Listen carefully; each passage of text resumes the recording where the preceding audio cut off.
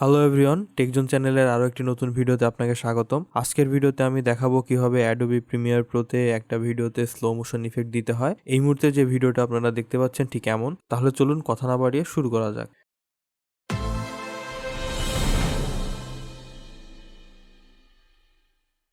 শুরুতেই Adobe Premiere Pro open করে একটা প্রজেক্ট ক্রিয়েট করে নিতে হবে। এরপরে আপনি যে ভিডিওতে স্লো মোশন ইফেক্ট দিবেন সেই ভিডিওটা ইম্পোর্ট করে নিতে হবে। তাই আমি একটা স্যাম্পল ভিডিও ইম্পোর্ট করে নিয়েছি। এখন ভিডিওটা টাইমলাইনে নিয়ে যে অংশটিতে আপনি স্লো মোশন ইফেক্ট দিতে চান সেই অংশটুকু কেটে বাকি শেষ অংশটুকু একটু ফরওয়ার্ড পজিশনে রাখতে হবে, কারণ স্লো মোশন ইফেক্ট দেওয়ার পরে এই অংশটুকুর লেন্থ বড় হয়ে যাবে আর তাই শেষ অংশের সাথে একটা ওভারল্যাপ হতে পারে, যে কারণে আমাদের একটু ফ্রি স্পেসের দরকার।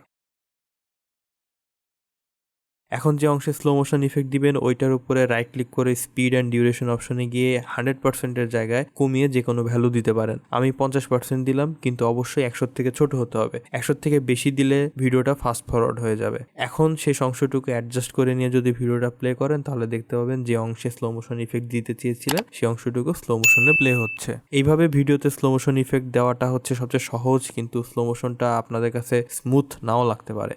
আর যে কারণে আপনাদের সোর্স ভিডিওটা 60+ FPS এর দরকার আছে, কিন্তু যদি 60+ FPS না হয় আপনাদের সোর্স ভিডিও, তাহলে ভিডিওতে স্মুথনেসটা থাকবে না।